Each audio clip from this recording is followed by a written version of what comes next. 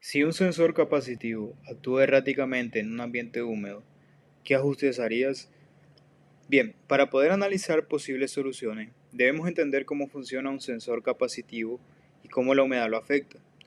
Los sensores capacitivos funcionan según el principio de condensador de placa ideal. Una de las placas es el sensor propiamente dicho. La otra es el objeto de medición opuesto. Entre las dos placas se genera un campo eléctrico. Un anillo protector alrededor de la estructura garantiza que el campo eléctrico sea lo más homogéneo posible.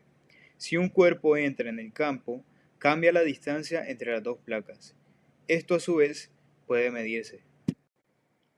Entre las soluciones más viables podríamos tener, como primera instancia, podemos irnos por la parte del umbral de conmutación. El umbral de conmutación es la distancia a la que el sensor detecta un objeto y cambia su estado de salida. Este umbral depende del material y tamaño del objeto, así como de la sensibilidad del sensor y las condiciones de instalación. Al acercarse un objeto al sensor, cambia la capacitancia entre el electrodo del sensor y el objeto. Y cuando este cambio alcanza el umbral, el sensor conmuta, en pocas palabras, el umbral de conmutación determina qué nivel de cambio capacitivo es necesario para que el sensor cambie su estado de salida. Si aumentamos el umbral de conmutación, haríamos que el sensor sea menos sensible a pequeños errores de capacitancia causados por la humedad. Como segunda alternativa, podríamos irnos por el ajuste de la sensibilidad. Se sabe que según la aplicación es necesario ajustar la sensibilidad para que se adapte al material. Por ejemplo, para materiales de constante dieléctrica débil como el papel, cartón o vidrio, se tiene que aumentar la sensibilidad y en caso de tener una constante dieléctrica fuerte, hay que reducir la sensibilidad. Por ejemplo, con objetos metálicos o líquidos. En este caso estaríamos en presencia de la humedad. Lo que podríamos hacer es reducir la sensibilidad, o sea, aumentar la distancia de detención efectiva del sensor al objetivo, y así hacer que el sensor sea menos propenso a detectar pequeñas variaciones capacitivas causadas por la humedad superficial o ambiental. Esto quiere decir que el sensor requeriría una mayor capacitancia para activarse, lo cual podría ayudar a filtrar la interferencia de la humedad.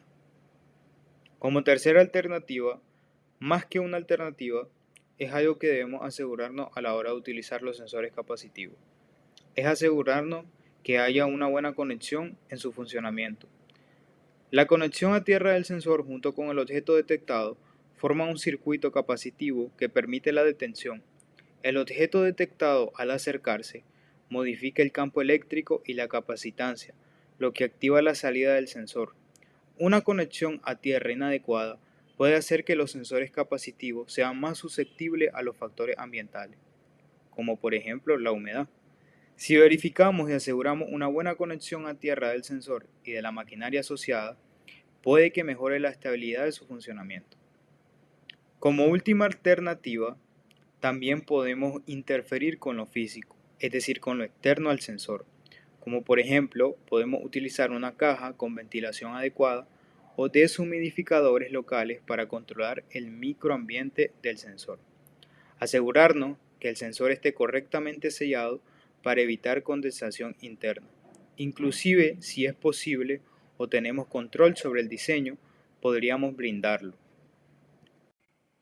Si el sensor fotoeléctrico detecta falsos positivos debido a reflejo en superficie metálica cercana, ¿cómo recalibraría el circuito si cambiara el sensor para cumplir con la norma IEC 614961 sobre seguridad óptica? En primera instancia, tenemos que saber que la norma establece los requisitos generales para el diseño, construcción y pruebas de equipos de protección electrosensible, también conocidos como barreras fotoeléctricas de seguridad, utilizados para proteger a las personas de peligros mecánicos en máquinas y equipos. Esta norma se centra en asegurar que estos dispositivos sean capaces de detectar personas u objetos y generar una señal de parada segura cuando sea necesario. Entre las distintas alternativas que proponemos tenemos la siguiente. En primera instancia, podríamos reducir la ganancia del amplificador del receptor, ya que el circuito del sensor fotoeléctrico contiene un amplificador que aumenta la señal recibida. Esto quiere decir que al reducir la ganancia del amplificador, disminuiría la sensibilidad generada del receptor.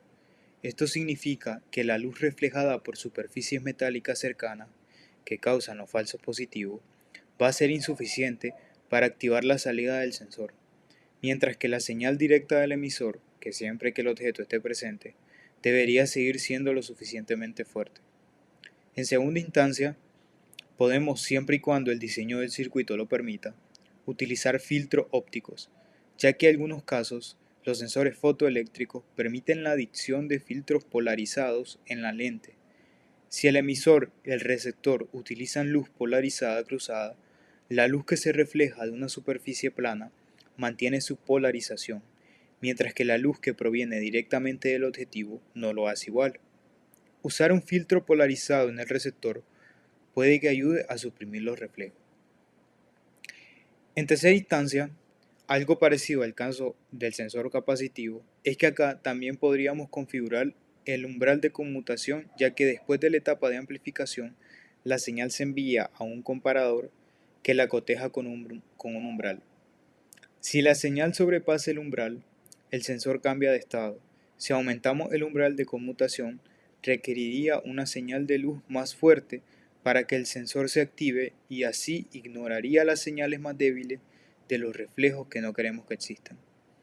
Una cuarta alternativa podría ser implementar un tiempo de retardo, ya que en algunos circuitos de sensores permiten configurar un pequeño retardo antes de que una señal de detención sea confirmada.